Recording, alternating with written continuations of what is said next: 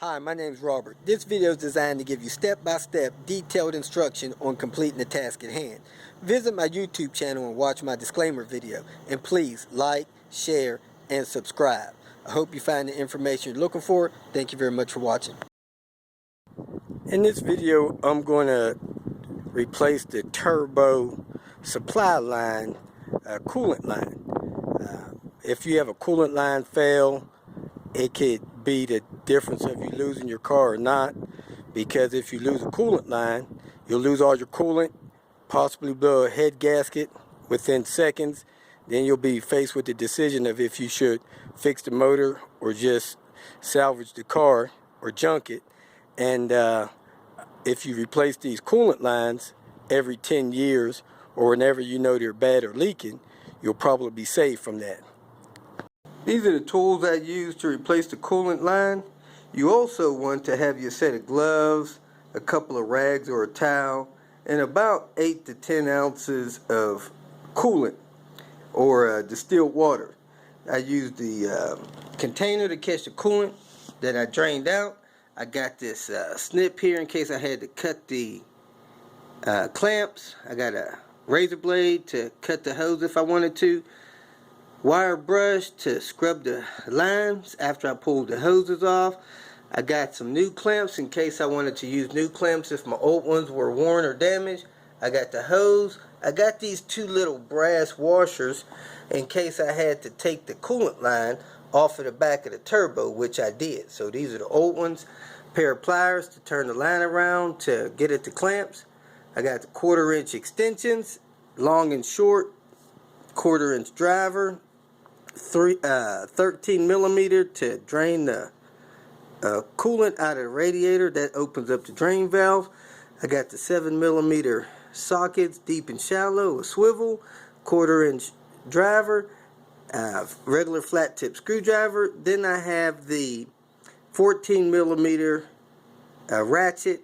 That's just a long 3/8 inch, and I use that other wrench as a breaker to get that line off the back of the turbo. You'll also want a set of jack stands or some ramps. You never want to try to get under a car with the manufacturer supplied jack. So the safest way to do that is put the car on jack stands or drive it up on ramps. Here's the line. That's the part number on it there. I picked it up from FCP or somewhere like that. I always try to use original Volvo hoses whenever possible because I believe they have better quality and they'll last longer. But you want to replace all your coolant lines so you don't lose your coolant. Because it's a coolant line, you should try to replace as many of them as you can at the same time. So, because you need to drain the coolant. So first thing you want to do is open up the car, let it cool off to get at least under 150 degrees. And that way it's not so hot that it'll burn you.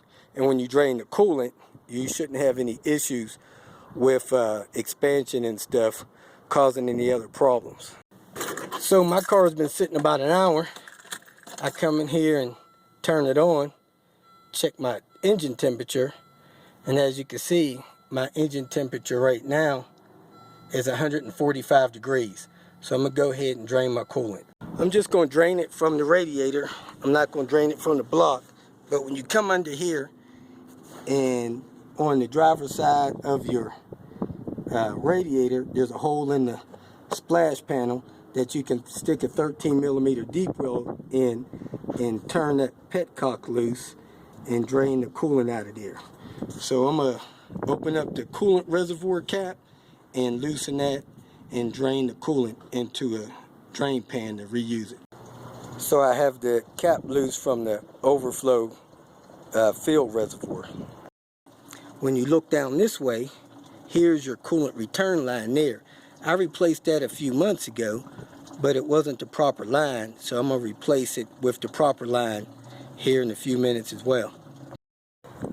I have another video showing you how to replace this hose here that goes on the back side of the passenger side of the motor, so you can refer to it for the replacement of this hose. Okay, I'm draining the coolant because I don't want to break that coolant line and have it just start draining coolant out of the car and not stop and making a big mess.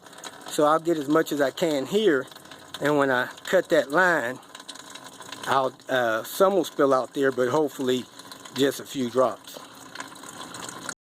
After your coolant is finished draining out of there, go ahead and snug that petcock back up with your 13mm. Don't tighten it, just snug it, and it'll seal just by being snug. If you try to tighten it, you'll strip the bottom of the radiator or the petcock, and then you'll have a problem that you don't want to deal with. So just snug it down in there and it'll stay closed.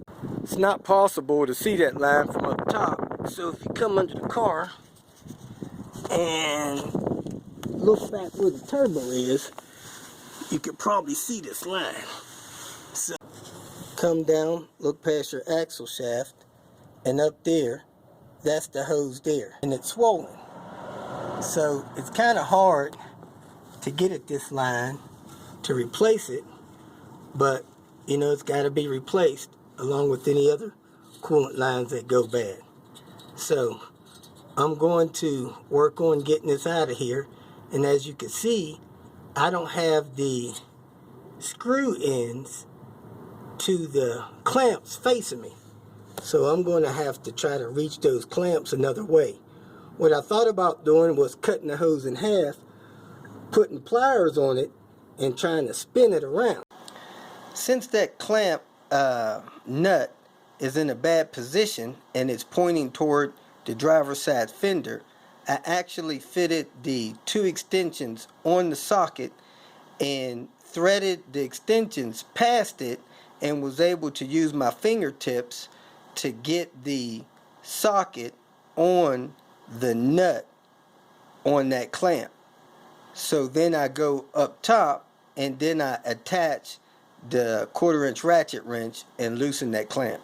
Because of where my clamps are positioned on my coolant inlet line, I'm gonna go ahead and move this air duct out of the way so I can reach that ratchet extension I put down there on the top clamp. That was a 7mm or a 9/32. If you want to try to push it out of the way like I did, make sure you don't mess with your brake reservoir or damage the tubing. It's best to just remove the thing totally off the motor. That's what I used to get to that top clamp. 2 extensions, 7mm, and the small ratchet. I turned it loose a little bit. Now I'm going to hook my intake tube back up, and I'm going to go under the car and spin that clamp around so I can hit it from under the car. Okay, since I got that clamp loose a little bit, I went on ahead and hooked my intake tube up back to my mass airflow sensor.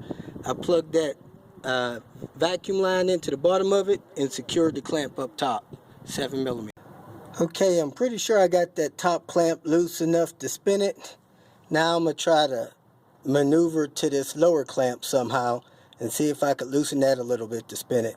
Well, this motor mount bracket is pretty much in the way from me getting to the other side of that clamp.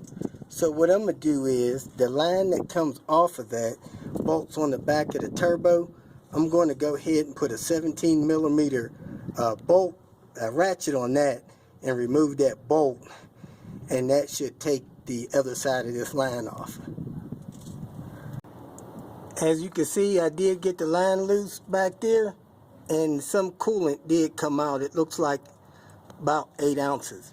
So I'm going to go ahead and pull this line the rest of the way out, and probably that piece, I'm going to turn it around and take that clamp off and then pull the whole thing out.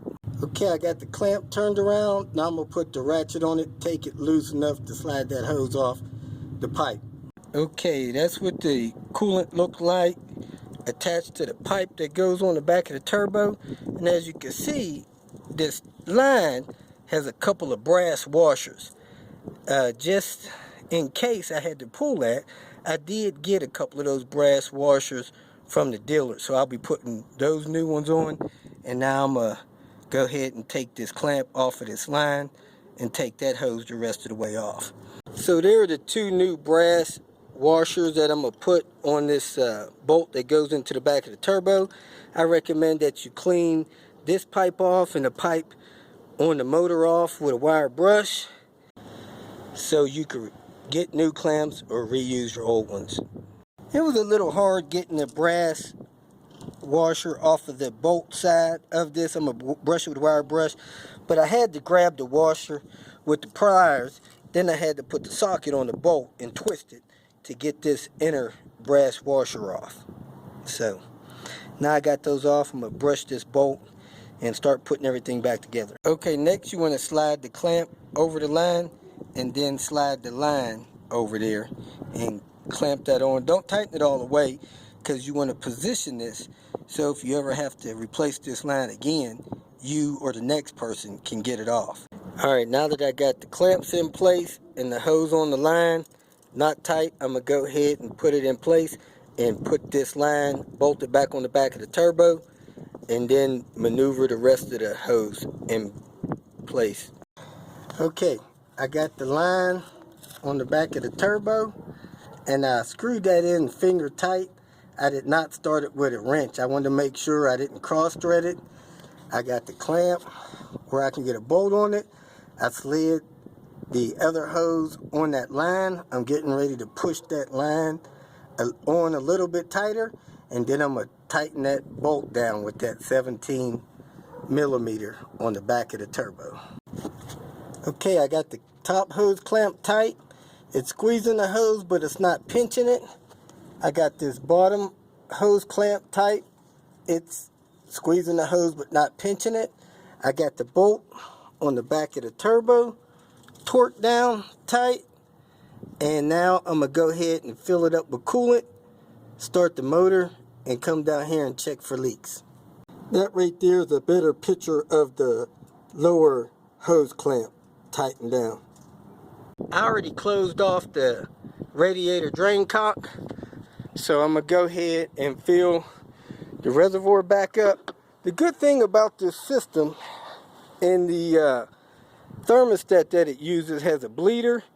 You can fill this system up as much as you can on the first try, and then it'll burp once, and normally just one more top off and it'll be done. So let me go ahead and pour the coolant back in there. If while you're filling the coolant in the reservoir bottle, it doesn't go all the way in, reach over here and pump this top radiator hose, and it'll start letting more of the coolant in there. I've poured everything back in, and it's not all the way up to the full mark. So I got the coolant poured in, the lines are tight. I'm going to go ahead and close this reservoir cap, start it up, check for leaks. If I have any leaks, I'm just going to tighten the clamps up a little bit more. If you got any questions, go ahead and post. If you feel that this information was beneficial, please like it and share it with your social media friends. You can also subscribe to my channel so that you can get notification of future videos that I post. Visit my channel. I have all types of do-it-yourself videos there. You can leave questions here and I'll try to respond to them as quick as possible. You can also visit my website at robertspinner.com. Thanks again for watching.